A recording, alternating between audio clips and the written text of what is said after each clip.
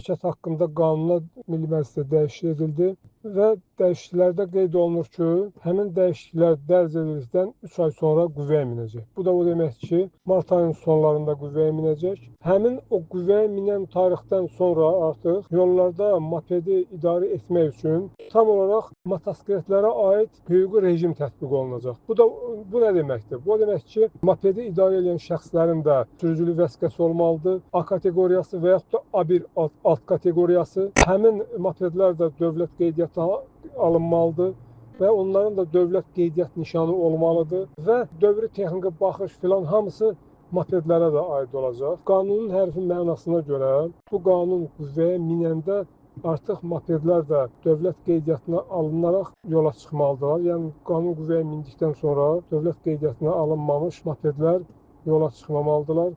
Onu idarə edən şəxslərin də sürücülük vəsiqəsi olmalıdır. Buna görə də böyük ehtimalla Dövlət Yol Polisinin qeydiyyat imtahan texniki baxış şöbələri qanunda göstərilən o 3 aylıq müddət bitənə qədər də bu proseslə başlayacaqlar. Adətən təcrübədə belə olur, amma təcrübə göstərir ki, proses daha uzun çəkir.